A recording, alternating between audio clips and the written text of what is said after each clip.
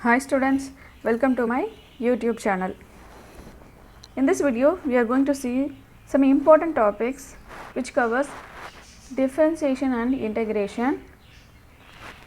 So, let's see this in detail. First, we are going to see position vector.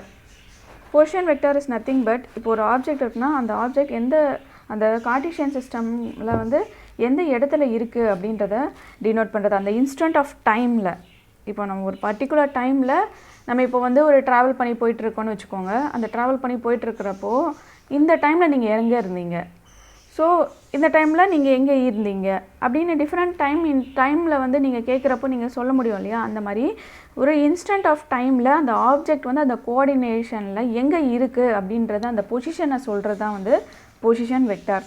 So இந்த position vector is denoted by the letter R. அந்த R மேலே vector போட்டிங்கன்னா it is called position vector. So position vector காம்பனன்ட்ஸில் எப்படி வந்து சொல்கிறாங்க அப்படின்னு பார்க்கலாம். So components we know that X Y and Z. And இதில் வந்து எப்படி வந்து இந்த R vector is nothing but என்னது position vector. So R vector வந்து எப்படி ரெப்ரசன்ட் பண்ணுறாங்க அப்படின்னு பார்க்கலாம். R vector equal to x i cap plus y j cap plus z k cap. So இந்த மாதிரி தான் வந்து நம்மளுக்கு அந்த பொசிஷன் வெக்டரை நம்ம காம்பனன்ட்ஸ் வச்சு ரெப்ரசன்ட் பண்ணுறோம். And there is an example 2.13. இங்கே பார்த்தீங்கன்னா ஒரு கிராஃப் மாதிரி கொடுத்துருக்காங்க. அதில் வந்து சில பாயிண்ட்ஸ் மார்க் பண்ணியிருக்காங்க. என்னென்னா ஆர் இருக்குது, எஸ் இருக்குது, பி கியூ அந்த மாதிரிலாம் இருக்குது. ஸோ இங்கே என்ன சொல்லியிருக்காங்கன்னா இந்த பிக்யூஆர்எஸ் இருக்கு இல்லையா, அதோட பொசிஷன் வெக்டாரை நம்ம எழுதணும் அப்படின்னு சொல்லியிருக்காங்க. ஸோ ஈஸியாக நம்ம வந்து இது 2D கிராஃப்னால X axis and Y axis மட்டும் இருக்குது. ஸோ இதை வச்சு நம்ம பொசிஷன் வெக்டாரை பார்க்கலாம்.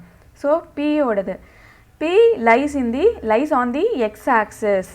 ஸோ அந்த பாயிண்ட் வந்து எங்கே இருக்குது, எக்ஸ் ஆக்சிஸ் மேலே தான் இருக்குது. ஸோ அதுக்கு வந்து வேறு எந்த கோஆர்டினேட்டோடையும் சம்மந்தம் இல்லை. ஸோ எக்ஸ் ஆக்சிஸ் மேலேயே இருக்கனால இட் ஹேஸ் ஒன்லி 3i.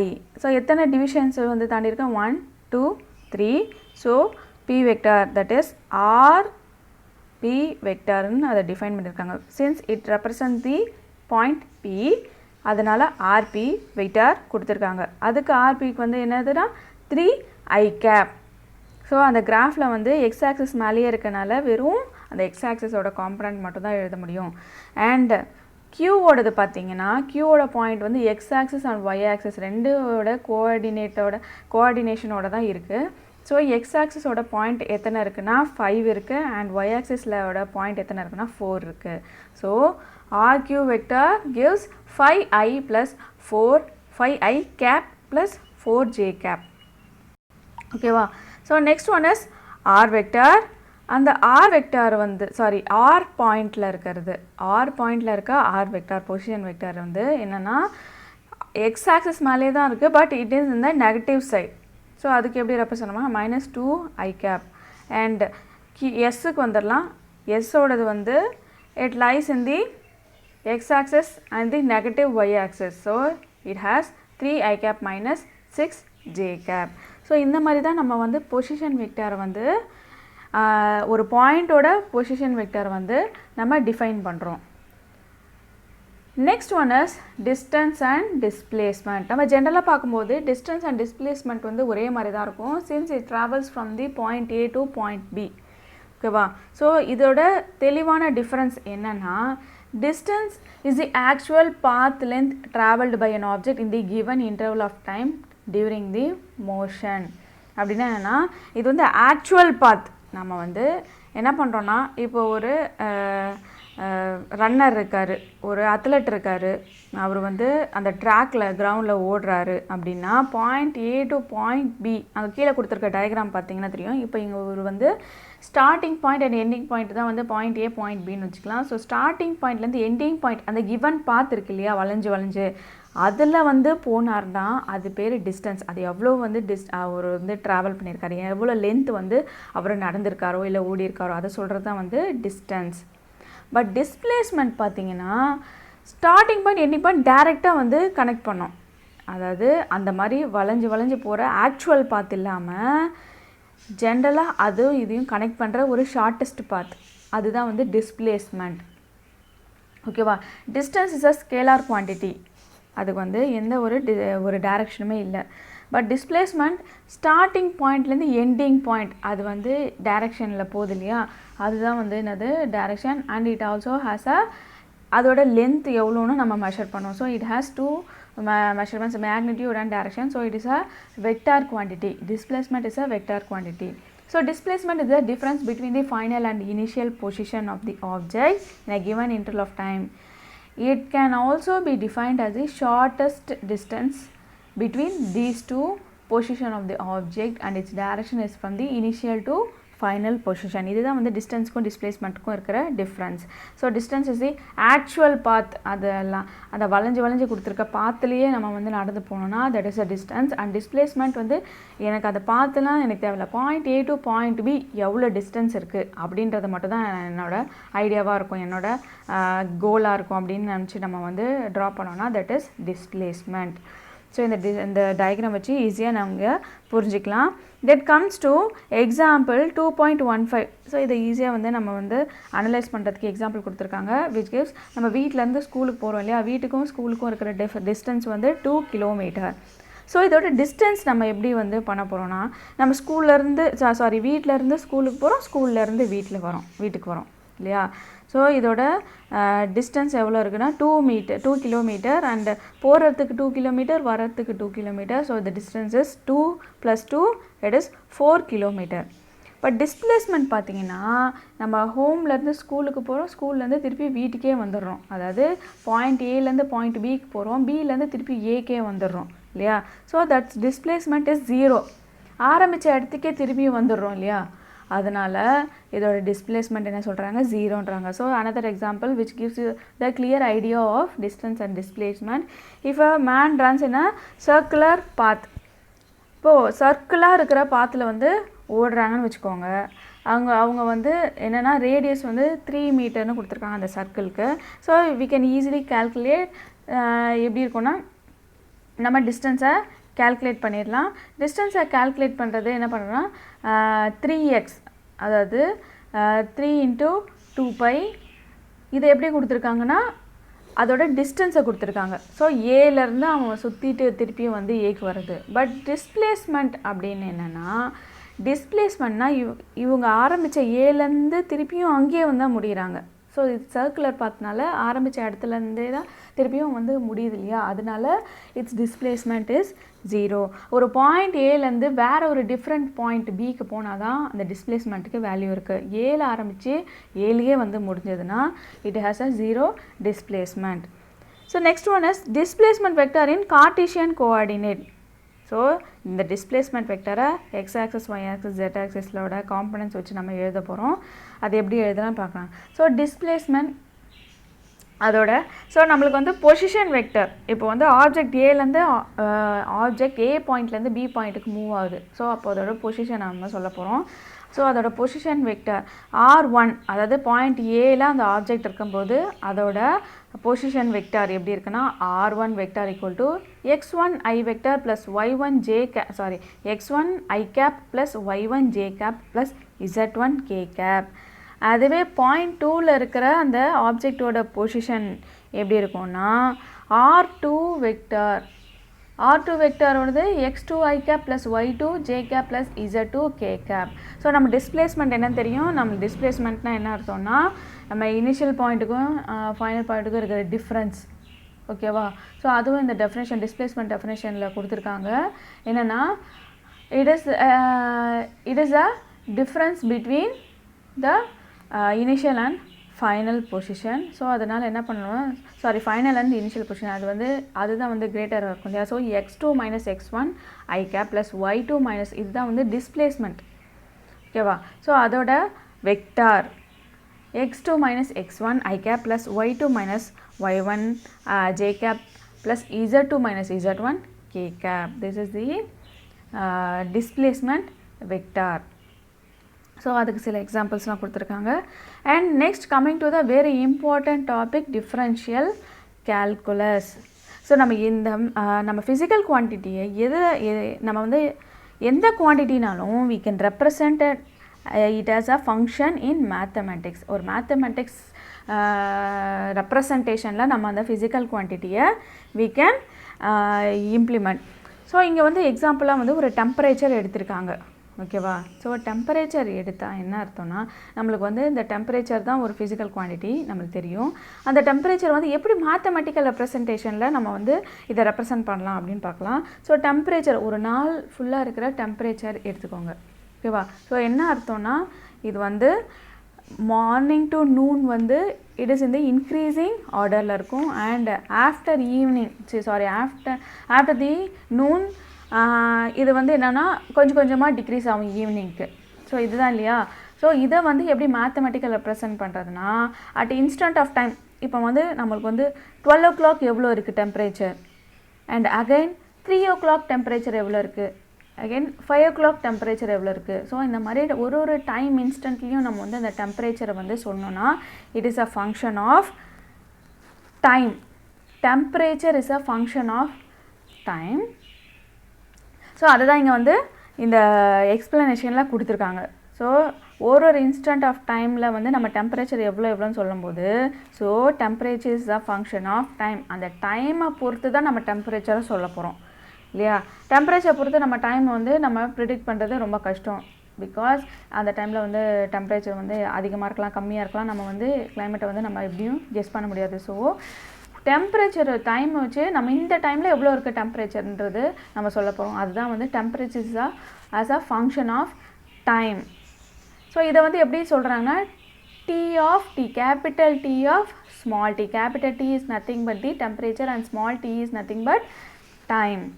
ஓகேவா? ஸோ இப்போ வந்து இது டெம்பரேச்சர் சொல்ல ஜென்ரலாக நம்ம வந்து எப்படி சொல்ல போகிறோம்னா, எக்ஸ் ஆஃப் டீனா x is a function of time, x is a function of t, ஓகேவா? ஸோ இதை தான் வந்து நம்ம சொல்கிறாங்க. And they are giving a example. So example என்ன கொடுத்துருக்காங்கன்னா, எஃப் ஆஃப் எக்ஸ், அந்த எக்ஸோட ஃபங்க்ஷன் எப்படி இருக்குன்னா x² அப்படின்னு அவங்க சொல்லியிருக்காங்க. So f of x equal to x². So இதை எப்படி நம்ம வந்து டிரைவ் பண்ணலாம் அப்படின்னு பார்த்தீங்கன்னா, ஸோ கீழே வந்து அந்த ஹைலைட்டட் பாக்ஸில் இருக்கு இல்லையா? ஸோ இது எப்படின்னா differential calculus by the time நீங்கள் வந்து இப்போ டிஃபரன்ஷியல் கேல்குலஸ் வந்து மேத்தமெட்டிக்ஸில் படிச்சுட்டு இருந்தீங்கன்னா, so you will be known that dy by dx தான் வந்து டிஃபரன்ஷியேஷனுக்கு நம்ம யூஸ் பண்ணுற term, dy by dx. So dy by dx is nothing but it is the derivative of y with respect to x, ஓகேவா? So எக்ஸை பொறுத்து நம்ம வந்து வையை டிரைவ் பண்ணுறது அப்படின்றது தான் மீனிங். ஸோ இதை வந்து எப்படி வந்து நம்ம லிமிட்டை வச்சு அவங்க சொல்கிறாங்க அப்படின்னு பார்த்தோன்னா, dy பை dx இது வந்து நம்ம வந்து ஜென்ரலாக வந்து மேத்தமெட்டிக்ஸில் வந்து நம்ம வந்து படிச்சிருப்போம். என்னென்னா வந்து எக்ஸ் வந்து ஃபங்க்ஷனாக இருந்தால் அது வந்து எக்ஸை வந்து y ஈக்குவல் டு எக்ஸாக இருந்தால் அந்த டெரிவேட்டிவ் வந்து 1, y ஈக்குவல் டு x² இருந்தால் அந்த டெரிவேட்டிவ் 2x அப்படின்னு அந்த ஷார்ட் ஃபார்மோட தான் நம்ம வந்து படிச்சிருப்போம். X y equal to x³ 3x² அப்படின்றத ஷார்ட் ஃபார்ம் படிச்சிருப்போம். பட் இதை வந்து எப்படி அந்த ஷார்ட் ஃபார்ம் எடுத்துகிட்டு வந்தாங்கன்னா, நிறைய டெரிவேஷன் யூஸ் பண்ணி தான் அந்த ஷார்ட் ஃபார்ம் எடுத்துகிட்டு வந்தாங்க. ஸோ ஃபஸ்ட்டு அந்த டெரிவேட்டிவ் எப்படி வந்து வருதுன்னு நம்ம பார்க்கலாம். ஸோ இங்கே வந்து ஜென்ரலைஸ்ட் ஃபார்முலா கொடுத்துட்டாங்க. dy by dx equal to limit delta x tends to 0, அது வந்து ஈக்குவல் டு 0ன்னு சொல்லக்கூடாது, delta x tends to 0 y into x plus delta x minus y into x by delta x. So இதுதான் வந்து general formula. Limit delta x tends to 0 is delta y by delta x. So இப்போ இது வந்து நிறைய வந்து values கொடுத்து அதுக்கு வந்து கண்டுபிடிச்சி கடைசியாக அதை வந்து ஜென்ரலைஸ்ட் ஃபார்முலாவாக எடுத்துகிட்டு வர தான் நம்ம இங்கே பார்க்க போகிறோம். So let's see the example 2.18 which gives the function y equal to x². So இப்போ என்ன பண்ண போகிறோன்னா, 2 பாயிண்ட் எடுக்க போகிறோம், x1, x2, y1 and y2. So x1 and x2, y1, y2ல இங்கே என்ன பண்ணுறாங்கன்னா, டெல்டா எக்ஸ் அப்படின்னா நல்லா புரிஞ்சுக்கோங்க, delta X is nothing but x2 minus x1. 2 எக்ஸுக்கு இருக்கிற டிஃப்ரென்ஸ், அதாவது 2 எக்ஸையும் மைனஸ் பண்ணிங்கன்னா வர வேல்யூ இருக்கு இல்லையா, அதுதான் டெல்டா எக்ஸ். 2 ஒய்யும் மைனஸ் பண்ணிங்கன்னா அது வர வேல்யூ தான் delta y. Delta x delta y நீங்கள் நல்லா மனசில் வச்சுக்கணும். என்னென்னா 2 பாயிண்ட் ஓகேவா. ஸோ இங்கே டயக்ராம் வந்து கொடுத்துருக்காங்க இல்லையா. ஸோ இந்த டயக்ராமும் இல்லை நீங்கள் வந்து ஜென்ரலாக வந்து அதை வந்து கால்குலேட் பண்ண போகிறீங்களோ, delta x and delta y is nothing but the difference between delta x means the difference between the x2 and x1. So இங்கே வந்து x1 is given as 2 and x2 is given as 3, y1 is 4 and y2 is 9. So இப்போ இது x1 and x2 value கொடுத்துருக்காங்க. நீங்கள் ஈஸியாக வந்து delta எக்ஸோட value நாங்கள் கண்டுபிடிக்கலாம். டெல்டா எக்ஸோட வேல்யூ என்ன இருக்கும், 3 minus 2 which gives 1, and delta ஒய்யோட value 9 minus 4 which gives 5. So இங்கே வந்து delta y by delta x நம்ம எப்படி கண்டுபிடிக்க போகிறோம்னா 9 minus 4 is 5 by 3 minus 2 is 1, 5 by 1 which gives you 5. ஓகேவா. இப்போ நம்ம வந்து எக்ஸோட வேல்யூ 2, x1ஓட வேல்யூ 2, x2ஓட வேல்யூ 2.5, ஒய்யோட வேல்யூ 4 அண்ட் y2ஓட வேல்யூ வந்து 2.5 ஸ்கொயர் ஈக்குவல் டு 6.25. ஓகேவா. ஸோ இந்த மாதிரி கொடுத்துருக்காங்க. ஸோ இந்த மாதிரி கொடுக்கும்போது இதுதான் அதோட டெரிவேட்டிவ் பாருங்கள். ஸோ என்ன பண்ணணும்னா டெல்டா எக்ஸும் டெல்டா ஒய்யும் நம்ம வந்து கண்டுபிடிக்கணும். Delta X is nothing but 2.5 minus 2 and delta y is the difference between 6.25 minus 4 which gives you delta y. So திருப்பி வந்து delta y by delta x அப்படின்னு கண்டுபிடிச்சி அதுக்கு ஒரு வேல்யூ. திருப்பியும் வந்து டெல்டா எக்ஸுக்கு வந்து 2 கொடுத்துருக்காங்க, x1க்கு 2 கொடுத்துருக்காங்க, x2க்கு 2.25, yக்கு வந்து 4, y2க்கு வந்து 5.0625 அப்படின்னு கொடுத்துருக்காங்க. So again we have to find delta x and delta y and delta y by delta x. இங்கே அதுதான formula, limit x tends to 0 delta y by delta X தானே ஃபார்முலா. ஸோ அந்த மாதிரி டெல்டா ஒய் பை டெல்டா எக்ஸ்க்கு வந்து நம்ம different values of கொடுத்து நம்ம வந்து ஃபுல்லாக கண்டுபிடிச்சி அங்கே ஒரு டேப்லர் காலம் கொடுத்துருக்காங்க. டேப்லர் காலமில் தான் நம்மளுக்கு வந்து எக்ஸாக்ட் வேல்யூஸ் கொடுத்துருக்காங்க. x1 x2 delta x, y1 y2 delta y by delta x. So இப்போ இங்கே நம்ம கண்டுபிடிச்ச வேல்யூஸ் எல்லாம் வந்து அங்கே வந்து அரேஞ்ச்மெண்ட்டில் கொடுத்துருக்காங்க. ஓகேவா. ஸோ இங்கே என்ன வந்து கண்டுபிடிக்கிறாங்க அப்படின்னா, ஆஸ் இந்த இதிலேருந்து என்ன வந்து நம்ம புரிஞ்சுக்கிறோம் அப்படின்னா, as delta x tends to 0, delta x வந்து 0க்கு வரும்போது delta y by delta x approaches the limit given by number 4. So இதுதான் வந்து ஜென்ரலாக கண்டுபிடிக்கிறாங்க. என்னென்னா at point x equal to 2. So இங்கே பார்த்தீங்கன்னா எக்ஸ் ஈக்குவல் டு 2ஆக வரும்போது, அதாவது எக்ஸோட வேல்யூ 2ஆக இருக்கும் போதெல்லாம் நம்மளுக்கு வந்து dy by dx, அதாவது delta y by delta x வந்து 4ன்னு வருது. So you forget about the 2.25, x2ஓடது 2.25, அதுதான் வந்து டெல்டா ஒய், அது வந்து எக்ஸ்ட்ராவாக வந்து 0.25, இங்கே வந்து 2.1 வந்துன்னா 0.1. ஸோ இது டிஃப்ரென்ஸில் வந்து இது x2வை வந்து நம்ம எடுத்துட்டோம்னா only if x equal to 2 மட்டும் இருந்துச்சுன்னா will get the derivative as 4. ஓகேவா. ஸோ நெக்ஸ்ட் ஒன் இங்கே என்ன இன்னொரு பாயிண்ட் சொல்கிறாங்கன்னா, நம்ம வந்து இது எக்ஸை வந்து டென்ஸ் டு 0. அது என்ன மீனிங்னா எக்ஸ் வந்து 0 அப்படின்னு எடுத்துக்கக்கூடாது. பிகாஸ் நீங்கள் வந்து டெல்டா எக்ஸ் வந்து 0 போட்டிங்கன்னா anything by 0 it is infinite. So indeterminate, அது வந்து நம்ம கண்டுபிடிக்கவே முடியாது அதோட வேல்யூவை. ஓகேவா. ஸோ இந்த மாதிரி நம்ம வந்து டிரைவ் பண்ண வேல்யூவை வச்சு நம்ம வந்து ஜென்ரலைஸ் பண்ணோன்னா delta y by delta x அப்படின்ற ஃபார்முலா போட்டோன்னா will get 2x. That is x square தான் இதோட ஃபங்க்ஷன்னு சொல்லியிருந்தோம் நம்ம. So y equal to x square. அதனால தான் இந்த வந்து நம்ம அந்த வேல்யூஸ் எல்லாமே வந்து y2க்கு வந்து வேல்யூஸ் வந்து நம்ம வந்து ஸ்கொயர்ஸ், அந்த 2.25ஓட ஸ்கொயர்ஸை தான் வந்து நம்ம y2வாக எடுத்துக்கிறோம். That is the derivative of x square. So first one is x and second one is x square. ஸோ இதை வச்சு நம்ம போடுறப்போ எக்ஸ் ஸ்கொயரோட டெரிவேட்டிவ் எப்படி நம்ம கண்டுபிடிக்கலாம்னா எக்ஸ் ஸ்கொயர். ஸோ அதுதான் வந்து நமக்கு ஷார்ட் ஃபார்ம் மாதிரி நம்ம வந்து ஞாபகம் வச்சுக்கிறோம். இங்கே வந்து இவ்வளோ பெரிய டெரிவேஷனை வந்து நம்ம வந்து முடித்தாதான் அங்கே அந்த highlighted form function and derivative கொடுத்துருக்காங்க பாருங்கள். ஸோ இந்த ஃபங்க்ஷனுக்கு இந்த டெரிவேட்டிவ் தான் வரும்னு வந்து ஃபைனலைஸ் பண்ண முடியும். So we have to find these many derivations to find out the final equations. So function y equal to x na, we will know that dy by dx equal to 1. If function is y equal to x square na, we will get 2x, x cube na 3x square, x power na n, x power n minus 1. So இந்த மாதிரி ஃபைனலாக நம்ம வந்து கண்டுபிடிப்போம். sin x இருந்துச்சுன்னா அதோட derivative என்ன இருக்குன்னா cos x, cos x இருக்குதுன்னா மைனஸ் sin x. இதே கான்ஸ்டண்ட்டாக இருந்துச்சுன்னா அதோட value 0. Since it has no X content, அது எக்ஸ் கண்டென்ட் இருந்தால் தான் நம்ம வந்து டிரைவ் பண்ணிட்டு போயிட்டே, அதாவது டிரைவ் பண்ணிட்டு போயிட்டே இருக்க முடியும். So it has no X content. கான்ஸ்டன்ட்னா நம்மளுக்கு எக்ஸ் கண்டென்ட்டே இருக்காது. So it is 0. அண்ட் இப்போ என்ன பண்ணுறோன்னா ஏ அண்ட் பி இருந்துச்சுன்னா, சப்போஸ் மல்டிப்ளிகேஷன் இருந்துச்சுன்னா தனித்தனியாக மல்டிப்ளை பண்ணணும். ஏ தனியாக பி தனியாக. ஸோ இப்போ சப்போஸ் y = ஏபினா ஏ தனியாக பி தனியாக நம்ம மல்டிப்ளை பண்ண வேண்டியதாக இருக்கும். ஓகேவா? And next one is integral calculus. It is also a very very important topic, integral calculus. So integral calculus na enna arthomna, if a known object, இப்போ இது ஜெனரலாக வந்து ஏரியாவை வந்து கண்டுபிடிக்கிறதுக்கான ஒரு மேத்தமெட்டிக்கல் ப்ராசஸ். ஸோ என்னென்னா ஒரு ரெகுலர் ஷேப், இப்போ வந்து ரெகுலர் ஷேப்புக்கு வந்து நம்ம ஈஸியாக ஏரியாவை கண்டுபிடிச்சலாம் with the help of formula.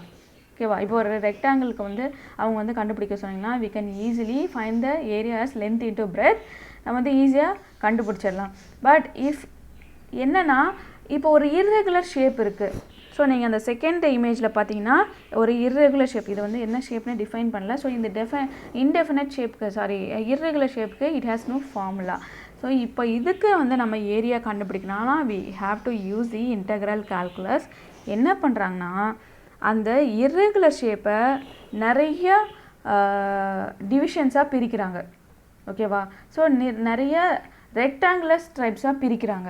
So நிறைய டிவிஷன்ஸாக பிரிக்கிறாங்க. அதுதான் இங்கே பார்த்துருப்பீங்கன்னா F of A, F of x1, F of x2, F of B. So இது நிறைய இந்த ஷேப்புக்கு நிறைய ஸ்ட்ரிப்ஸ் போட்டு பிரிக்கிறாங்க. ஸோ இங்கே என்ன கொடுத்துருக்காங்கன்னா அதோட வேல்யூ எப்படி கண்டுபிடிக்கணும்னா ஏ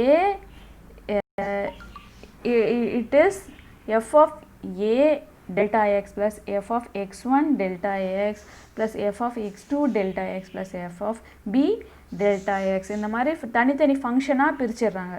so a, x1, x2, b இதுதானே வந்து 4 ஃபங்க்ஷன் இருக்குது. ஸோ அந்த 4 ஃபங்க்ஷனுக்குமே எழுதிக்கிறாங்க. அதுக்கப்புறமா என்ன பண்ணுறாங்கன்னா தனித்தனியாக எல்லாத்தையும் வந்து கண்டுபிடிச்சி if we add everything will get the area of the irregular shape. So f of a அப்படின்னு பார்க்கலாம் first. So f of a is the value of function f of x at x equal to a. So இந்த xோட function அந்த instant of டைமில் வந்து a அப்படின்றாங்க. f of x1 is the value of f of x for x is equal to x1. So இந்த எக்ஸோட function வந்து x1க்கு எப்படி இருக்குது, x2க்கு எப்படி இருக்குது, நம்ம ஸ்ட்ரைப்ஸ் பிரித்தோம் இல்லையா, x1க்கு எப்படி இருக்குது, x2 எப்படி இருக்குது, x3 எப்படி இருக்குது அப்படின்னு நம்ம வந்து இப்போ வந்து இது வந்து எத்தனை ஸ்ட்ரைப்ஸ் இருக்குது, 1 2 3 4 பிளாக்ஸ் தானே இருக்குது. ஸோ இப்போ இந்த 4 பிளாக்ஸ் இல்லாமல் இஃப் யூ ஹாவ் 16 இல்லைன்னா ஒரு 100 பிளாக்ஸாக அதை நம்ம பிரித்தோன்னா அதோட ஏரியா வந்து நம்ம இன்னும் அக்யூரேட்டாக கண்டுபிடிக்கலாம். ஓகேவா? ஸோ இது வந்து ரொம்ப தள்ளி தள்ளி இருக்கிறதுனால இதுக்கும் ஒரு வேல்யூ வரும். ஸோ இப்போ சப்போஸ் இந்த ஏரியா வந்து மேபி இது வந்து ஒரு 5ஆக இருக்கலாம், அதாவது கரெக்டான ஏரியா வந்து 5ஆக இருக்கலாம். பட் இந்த மாதிரி இன்டெக்ரல் கால்குலேஷனில் இந்த மாதிரி கம்மியான டிவிஷன்ஸ் வச்சு நம்ம கண்டுபிடிச்சோன்னா மேபி வில் கெட் 4.91. அதோட சப்போஸ் ஏரியா வந்து 4.91 அந்த மாதிரி இருக்கலாம். But it has a exact value of 5. Area வந்து 5ன்னு இருக்கும். பட் இது எப்படி வந்து நம்ம வந்து அக்யூரேட்டாக கண்டுபிடிக்கலாம், 5 வந்து எப்படி வரும்னா if you use the as many divisions வந்து நம்ம யூஸ் பண்ணோன்னா, நிறைய டிவிஷன்ஸை யூஸ் பண்ணி நம்ம வந்து கண்டுபிடிச்சோன்னா will get the accurate value. So இப்போ வந்து எப்படி வந்து நம்ம வந்து அதோட ஃபார்முலா எப்படி எழுதுகிறாங்க அப்படின்றத பார்க்கலாம். a is equal to summation n equal to 1 to n. So 1லேருந்து n டிவிஷன்ஸ் வரைக்கும் போனோம் நம்ம ஃபங்க்ஷன், அதாவது fn அப்படின்னா nth n வரைக்கும் நம்ம போனோம். இப்போ 1லேருந்து ஆரம்பித்து n வரைக்கும் போனோம். n equal to 1 2 3 4 5 6 till n வரைக்கும் நம்ம போனோம்.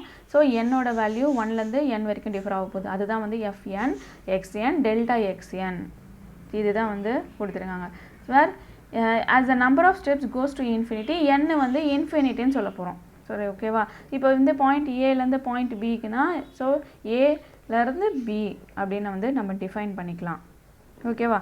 Next one is they have given an example. So ஒர்க்கோட எக்ஸாம்பிள் ஒரு இன்ஸ்டன்ட் ஆஃப் டைமில் அது வந்து கிராஃபிக்கலாக எப்படி ரெப்ரசன்ட் பண்ணுறாங்க அப்படின்றது தான் இங்கே வந்து டயக்ராமில் கொடுத்துருக்காங்க, வேறு ஒன்றும் இல்லை.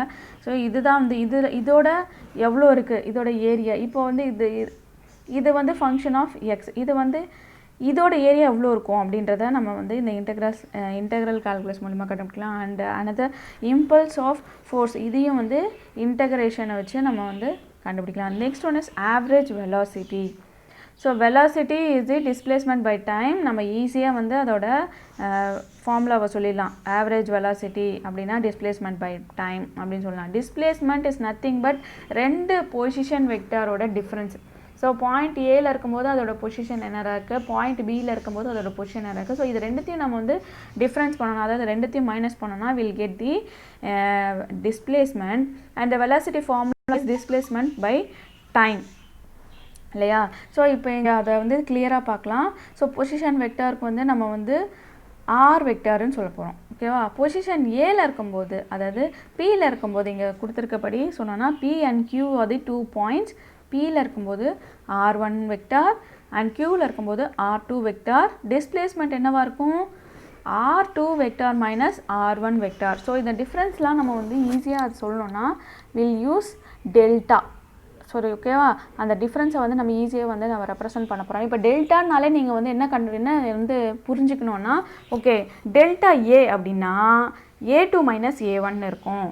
டெல்டா பி அப்படின்னா B2 minus B1. So delta R1னா ஆப்வியஸ்லி என்னது, டெல்டா ஆர்னா என்ன அர்த்தம், delta R2 minus R1. So அந்த மாதிரி நீங்கள் வந்து புரிஞ்சுக்கணும். That is the displacement.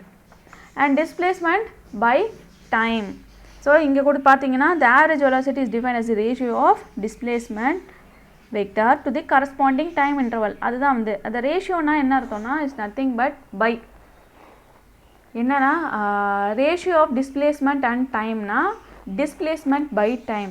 Ratio of A with respect to B, நல்லா புரிஞ்சுக்கோங்க. Ratio of A with respect to B அப்படின்னா ஏ பை பி. ரேஷியோன்னா ஒரு டேர்ம் பை இன்னொரு டேர்ம் டிவிஷனில் வருதுன்னு அர்த்தம். அதுதான் வந்து ரேஷியோன்னு சொல்கிறாங்க. So it is a ratio of displacement to the corresponding time interval. So இது வந்து நிறைய வார்த்தைங்க உள்ளே எடுத்துகிட்டு வந்திருக்காங்க, அவ்வளோதானே தவிர it is nothing but displacement by time தான். ஓகேவா. ஸோ அதுதான் வந்து என்ன பண்ணுவோம், V vector average equal to delta R which is nothing but the displacement, delta T is the time. So அதுதான் வந்து ஆவரேஜ் வெலாசிட்டியோட formula. Next one is average speed.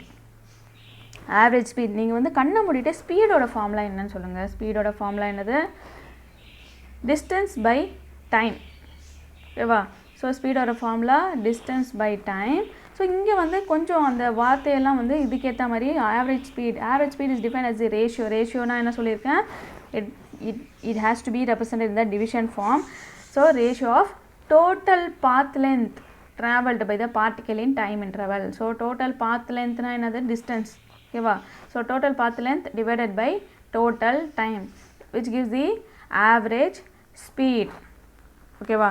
So next one is instantaneous velocity or velocity. Again they are saying the velocity which is defined as the another displacement by time. So இங்கே வந்து டேரெக்டாக நீங்கள் ஃபார்முலாக்கு வந்துடுங்க. Formula they have represented with the limit. So இது வந்து differential calculus மாதிரி வந்து டிஃப்ரென்சியேஷனில் எழுத போகிறாங்க. டிஃப்ரென்சியேஷன் எழுத போகிறோன்னா we have to write it as dr by dt. So dr vector by dt. dr vectorனா என்னது, r vector is a position vector. நீங்கள் வந்து என்ன பண்ணுவோம், x axis y axis and z axisல வந்து நீங்கள் ரெப்ரசன்ட் பண்ணுறோம். அதுதான் இங்கே கொடுத்துருக்காங்க காம்பனண்ட்டில். என்னென்னா d by dt of x into I cap plus y into j cap plus z into k cap. So இந்த மாதிரி அடிஷன் வந்துச்சுன்னா we have to write it separately. எப்படின்னா எக்ஸுக்கு வந்து தனியாக வந்து எழுதணும், ஒய்க்கு தனியாக எழுதணும், இசட்டுக்கு தனியாக எழுதணும். அதுதான் கீழே வந்து பிரித்து எழுதியிருக்காங்க. dx by dt into I cap, dy by dt into j cap, dz by dt into k cap, which is nothing but x v. இங்கே எப்படி வந்து எழுதியிருக்காங்கன்னா vx. ஸோ எக்ஸோட காம்பனண்ட் வந்து vx எழுதியிருக்காங்க, y-ஓடது வந்து vy, z-ஓடது வந்து vz. So it is very easy to calculate. இந்த மாதிரி வந்து ஷார்ட் ஃபார்மில் கொடுத்தா நம்ம வந்து ஃபார்முலா வந்து மனப்பாடம் பண்ணுறதுக்கும் ஈஸியாக இருக்கும். ஓகேவா. ஸோ நெக்ஸ்ட் இது பார்த்திங்கன்னா vx, vy, vz இதெல்லாம் வச்சு நம்ம வந்து என்ன பண்ண போகிறோம், ஃபார்முலாவில் அப்ளை பண்ண போகிறோம். ஸோ இதோட மேக்னிடியூட் ஃபார்முலா ஏற்கனவே நீங்கள் படிச்சிருப்பீங்க, முன்னாடியே என்ன படிச்சிருக்கீங்க, v is equal to root of vx square plus vy square plus vz square. So which gives the speed. இந்த வெலாசிட்டியோட மேக்னிடியூடை வந்து நீங்கள் எடுத்திங்கன்னா அதோட ஆன்சர் தான் speed, because speed is the scalar quantity. ஓகேவா? ஸோ இதோட மேக்னிடியூட் எடுத்திங்கன்னா, வெலாசிட்டியோட மேக்னிடியூட் எடுத்திங்கன்னா இட் கிவ்ஸ் யூ ஸ்பீட். ஓகேவா? ஸோ இதை வந்து நீங்கள் கண்டுபிடிச்சிடலாம் ஈஸியாக. And next one is momentum. Momentum is nothing but, இப்போ நம்ம வந்து அந்த வெலாசிட்டியை சொல்கிறோம் இல்லையா, அது வந்து ஒரு மூவ் ஆகுதுன்னு சொல்கிறோம் இல்லையா ஒரு ஆப்ஜெக்ட், அந்த ஆப்ஜெக்ட் மூவ் ஆகிற ஆப்ஜெக்டோட மாஸையும் சேர்த்து கால்குலேட் பண்ணிங்கன்னா அதுதான் மொமெண்டம். இப்போ ஒரு ஆப்ஜெக்ட் இது வரைக்கும் நம்ம என்ன பண்ணிகிட்ருக்கோன்னா, ஒரு ஆப்ஜெக்ட் மூவ் ஆகுது, இந்த கோஆர்டினேஷனில் மூவ் ஆகுது, அந்த ஆக்சிஸில் மூவ் ஆகுது இப்படின்னு அந்த ஆப்ஜெக்ட் மூவ் ஆகிறத பற்றி மட்டுமே பேசிகிட்ருக்கோம். அந்த ஆப்ஜெக்ட் மூவ் ஆகிற ஆப்ஜெக்டோட மாஸையும் நம்ம வந்து கன்சிடர் பண்ணி சொல்லணும்னா, மாஸ் மீன்ஸ் வெயிட்டுன்னு எடுத்துக்கலாம். சன்சீன்ஸ் வெயிட்டும் மாஸும் வேறு வேறு தான், பட் ஃபார் யுவர் அண்டர்ஸ்டாண்ட் இப்போ ஒரு மாஸ் அதாவது வெயிட்டுன்னு வச்சுக்கலாம். ஸோ அது ரெண்டு அந்த அந்த அந்த மாஸையும் அந்த வெலாசிட்டியும், அதாவது அந்த மூவிங்லாம் வெலாசிட்டி சொல்கிறாங்க, ஸோ அதையும் வந்து நம்ம வந்து ரெண்டுத்தையும் ஒன்றா கன்சிடர் பண்ணோன்னா that is called momentum. So இது வரைக்கும் நம்ம மூவர் ஆப்ஜெக்ட் மட்டும் தான் பேசுகிறோம். அந்த மூவர் ஆப்ஜெக்டோட மாஸையும் இப்போ வந்து நம்ம கன்சிடர் பண்ண போகிறோம். ஸோ இங்கே டெஃபினேஷன் பார்த்தீங்கன்னா, the momentum is defined as the product of mass with velocity. So மாஸும் வெலாசிட்டியும் நம்ம வந்து மல்டிப்ளை பண்ணோன்னா which gives you the momentum. மொமெண்டம்க்கு வந்து எப்படி வந்து அவங்க வந்து டினோட் பண்ணுறாங்கன்னா, P vector. P vector is equal to m into v vector, which is nothing but m is the mass and v vector is the velocity, and the direction of momentum is also in the direction of velocity. என்ன சொல்கிறாங்க, மொமெண்டமோட மொமெண்டோட direction எப்படி இருக்குன்னா வெலாசிட்டியோட டைரக்ஷனை பொறுத்து தான் இருக்கும், direction மாதிரி தான் இருக்கும் அப்படின்றாங்க. சின்ஸ் இட் இஸ் வெக்டர், இதை வந்து வெக்டாரை எப்படி வந்து நம்ம வந்து ரெப்ரசன்ட் பண்ண போகிறோம் அப்படின்றத they have given in the highlighted box. px I cap plus py j cap. Since p vector இல்லையா, p வெக்டாரை வந்து இந்த கார்ட்டீசியன் கோஆர்டினேட்டில் வந்து எழுத போகிறோன்னா i j k x axis y axis z ஆக்சிஸில் வந்து நம்ம இந்த மொமெண்டம் எழுத போகிறோம். ஸோ நீங்கள் வந்து ஒவ்வொரு வாட்டி நீங்கள் படிக்கிறப்போவும் அந்த சிம்பிள் ப்ளஸ் அந்த எழுத்து அது எப்படி ரெப்ரசன்ட் பண்ணுறாங்க, ஆர்னா பொசிஷன் வெக்டார், பீனா மொமெண்டம் அப்படின்றத நீங்கள் திருப்பி சொல்லிகிட்டே இருந்தால் தான் you will be remembering till last. So P is nothing but the momentum Px I cap plus Py j cap plus Pz k cap equal to mvx I cap. So மொமெண்டம்னா நம்மளுக்கு தெரியும் இல்லையா, என்னது mass into velocity. So mass into velocity தான் வந்து mvx I cap. So v vector and p vector m வந்து நம்மளுக்கு மாற போகிறதில்ல. ஸோ அதனால வந்து என்னது vx I cap plus mvy j cap plus mvz k cap. So which is nothing but px தான் வந்து x ஓட காம்பனண்ட், py வந்து y ஓட காம்பனண்ட், அண்ட் z வந்து pz வந்து z ஓட காம்பனண்ட். ஸோ இந்த மாதிரி மொமெண்டம் வந்து எங்கே வந்து ரொம்ப இம்பார்ட்டண்ட்டாக நம்ம கன்சிடர் பண்ணோம்னா இந்த நியூட்டன்ஸ் லா, கிராவிடேஷன் லா இருக்கு இல்லையா, அதில் தான் வந்து நம்ம வந்து கன்சிடர் பண்ணுவோம் அப்படின்றாங்க. ஸோ இதுக்கு ஒரு எக்ஸாம்பிள் கொடுத்து நம்ம வந்து எக்ஸ்ப்ளனேஷனை பார்க்கலாம். ஸோ என்ன சொல்கிறாங்கன்னா, ஒரு பட்டர்ஃப்ளை அண்ட் ஸ்டோன், ஓகேவா, பட்டர்ஃப்ளை ஸ்டோன் நீங்கள் இமேஜின் பண்ணிக்கோங்க, ரெண்டுமே வந்து நம்மளை நோக்கி வருது towards us with the velocity of 5 metre per second. அந்த வெலாசிட்டியில் நம்மளை நோக்கி வருது, ரெண்டுமே நம்மளை இடிக்கிறப்போ நம்மளுக்கு ரெண்டுமே சேமாக ஃபீல் பண்ண மாட்டோம். சின்ஸ் பட்டர்ஃப்ளையோட மாஸ் வந்து வேறு, ஸ்டோனோட மாஸ் வந்து வேறு இல்லையா. ஸோ இப்போ மாஸை பொறுத்து நம்மளுக்கு மாறுது இல்லையா. ஸோ இதுதான் வந்து என்னது மொமெண்டம்னு சொல்கிறாங்க. ஸோ சின்ஸ் மொமெண்டம் வந்து ரெண்டு ஃபேக்டரை வச்சு இருக்குது, ஒன்று வந்து மாஸ் இருக்குது, இன்னொரு ஃபேக்டர் வந்து வெலாசிட்டி இருக்குது. ஸோ இதோட யூனிட் அதை வந்து நம்ம ஈஸியாக டிஃபைன் பண்ணலாம். என்னது, it's a product of mass and velocity. மாஸோட யூனிட் என்னது கிலோகிராம், வெலாசிட்டியோட யூனிட் என்னது மீட்டர் பர் செகண்ட். ஸோ இது ரெண்டு மல்டிப்ளிகேஷனில் இருக்கனால we have to multiply these units also. So அதில் யூனிட்டையும் மல்டிப்ளை பண்ணும்போது கேஜி மீட்டர் பர் செகண்ட், இதுதான் வந்து அதோட யூனிட். ஓகேவா. ஸோ கிளியராக வந்து படித்து அதை புரிஞ்சுக்கோங்க. இது வந்து ரொம்ப ஈஸியான டாபிக், அது ரொம்ப இம்பார்ட்டண்ட் டாப்பிக்கும் கூட. ஸோ ஒவ்வொரு வாட்டியும் நீங்கள் வந்து அந்த ஷார்ட் ஃபார்ம் சொல்லும் போது அது என்ன லெட்டரில் ஸ்பெசிஃபை பண்ணியிருக்காங்களோ அந்த லெட்டரை வந்து நீங்கள் திரும்ப அந்த மொமெண்டம் பி வெக்டார், மொமெண்டம்னா பி வெக்டார், அந்த மாதிரி சொல்லிகிட்டே இருக்கும்போது தான் you will be remembering for a long time. And that's all for this video. A new topic we'll be seeing in the next video. And please subscribe if you don't want to miss the videos. Thank you.